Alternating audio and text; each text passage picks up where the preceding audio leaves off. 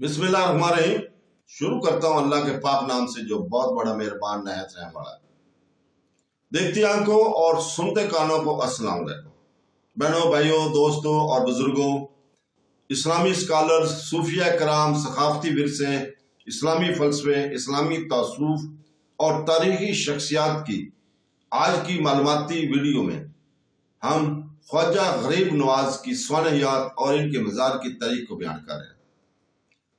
ख्वाजा मोइनुद्दीन चिश्ती, सज्जी मोइनुद्दीन चिश्ती, जिसे ख्वाजा गरीब नवाज के नाम से जाना जाता है, एक फारसी इस्लामी स्कॉलर और सिस्तान से तल्लुक़ रखने वाले सूफी थे जो बिलाखिर 13वीं सदी के अव्वल में बरसगीर पाक व हिंद में आबाद हुए, जहां उन्होंने सुन्नी के चिश्तिया निज़ाम को फ़रोग़ दिया।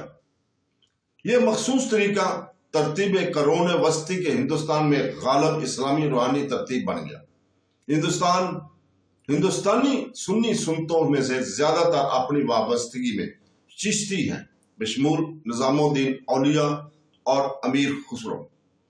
सुल्तान अल-तमश के दौरे हुकूमत में दिल्ली सुल्तानत में आने के बाद दिल्ली से अजमेर चले गए। इनके फौरन बाद वो सुन्नी हम्बली आलम और सूफी अब्दुल्ला की तहरीरों से ज्यादा मुतासर हुए, जिनके इब्तदाई इस्लामी औलिया कराम की जिंदगियों पर काम करने वाले शाफी अल शाह का अहम किरदार था। मोइनुद्दीन चिश्ती का आलमी नजरिया ये अजमेर में अपने दौर में था जब मोइनुद्दीन चिश्ती ने एक करेशामाती और हमदर्द रूहानी मुबल्लिग़ और उस्ताद होने की शोहरत हासिल की, और इनकी जिंदगी के सुहानी वाक़यात जो इनकी मौत के बाद लिखे गए, इस रिपोर्ट में बताया गया है कि इन्हें अपनी जिंदगी के इन सालों में बहुत से रूहानी अजायबात, करामात के तोहफे मिले हैं, जैसे कि मोजज़ाती सफर, कलियार और फरिश्तों के नज़ारे। ऐसा लगता है कि मोइनुद्दीन चिश्ती को इनकी वफात के बाद मुतफ़िक़ा तौर पर एक अजीम वली के तौर पर जाना जाता है। मोइनुद्दीन चिश्ती की मीरास बुनियादी तौर पर इस बात पर मुनहसर है कि वो इस्लामी तसव्वुफ की तारीखों में सबसे नुमायां शख्सियात में से एक है। मजीद बरां एक स्टूडियो के मुताबिक मोइनुद्दीन चिश्ती इसलिए भी काबिल जिक्र है कि वो पहले बड़े इस्लामी सूफिया में से एक थे जिन्होंने अपने पैरोकारों को अपने मौसीकी के इस्तेमाल में बाज़ाब्ता तौर पर शामिल करने की इजाजत दी। खुदा जो ने गैर मुल्की अरब अकीदे को इन मुकामी लोगों के साथ ज्यादा मरबूत बनाए गए के लिए जो हाल ही में मज़हब में दाखिल हुए थे। फारसी नज़ाद मोइनुद्दीन चिश्ती सन 1143 में सिस्तान में पैदा हुए। वो 16 साल के थे जब इनके वालिद सैयद गयासुद्दीन का इंतकाल हो गया था और अपनी चक्की और बाग अपने बेटे के पास छोड़ गए थे। अपने वालिद के कारोबार को जारी रखने की मनसूबाबंदी के बावजूद उन्होंने अपने जाती तकवा में सूफियानी रुझान पैदा किए और जल्द ही बेसहारा सफर की जिंदगी में दाखिल हो गए।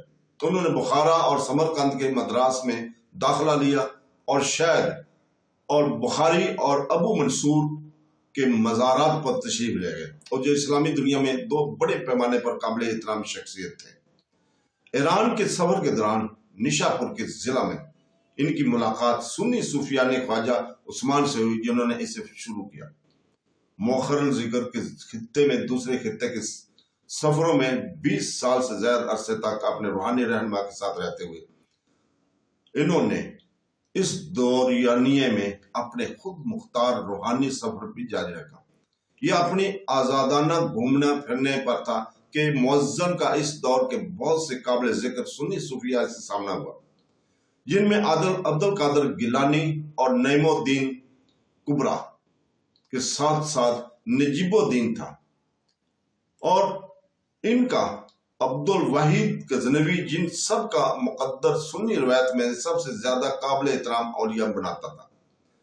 13वीं सदी के अवैल में अपने कजन और रूहानी जानशीन ख्वाजा सैयद फिक्रुद्दीन गर्देज़वी चिश्ती के साथ जनूबी एशिया में पहुंचकर मोइनुद्दीन चिश्ती ने सबसे पहले लाहौर का सफर किया ताकि सुन्नी सूफी और फिका अली हजवेरी के मज़ार पर मुराक़बा करें।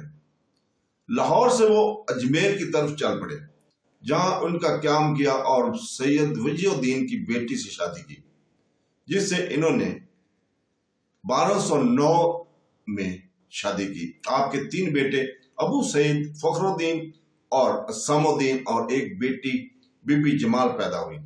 اجمیر میں آباد ہونے کے بعد محی الدین نے ہندوستان میں سنی تصوف کی چشتی نظام کو قائم کرنے کی کوشش کے بعد کے بہت سے سوانح عمری کے بیانات اس دور میں خدا کے ہاتھوں، مقدس کے ہاتھوں ہوئے ہیں۔ بے شمار معجزات ان کے متعلق ہیں۔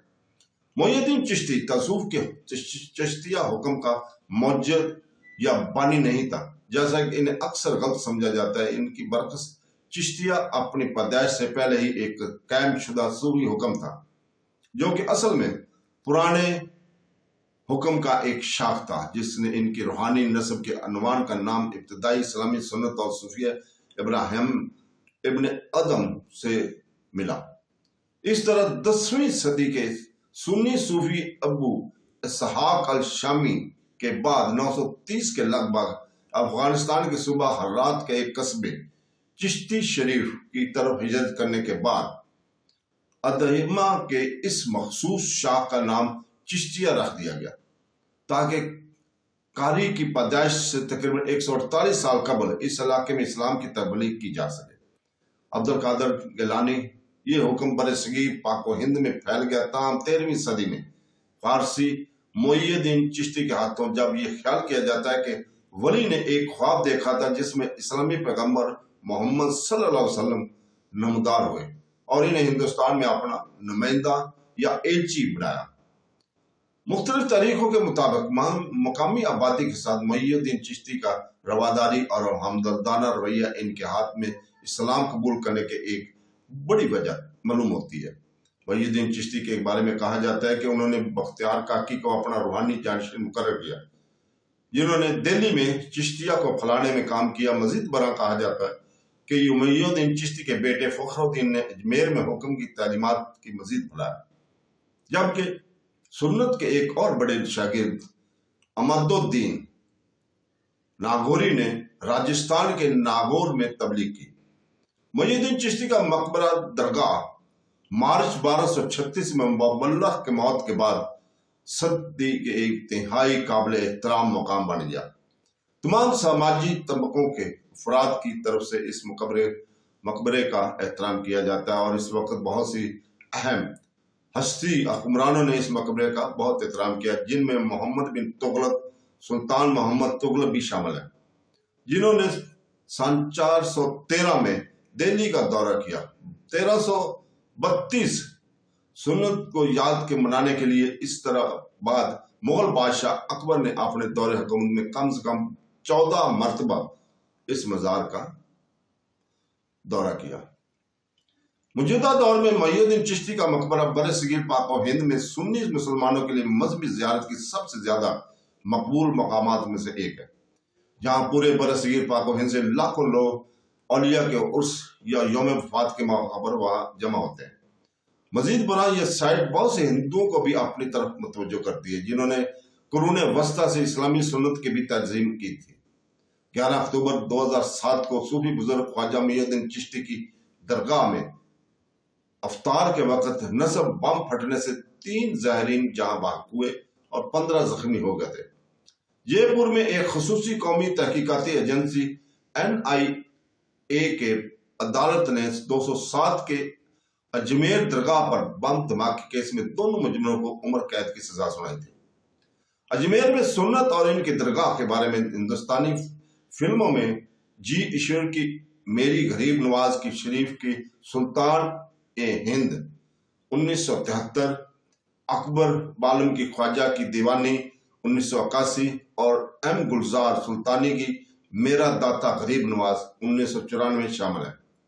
208 کی ہندوستانی فلم جودھا اکبر کا ایک گانا جس کا نام خواجہ میرے خواجہ ہے، جس کا کمپوز AR رحمان نے کیا تھا، محی الدین چشتی کو خراج تحسین پیش کرتا ہے۔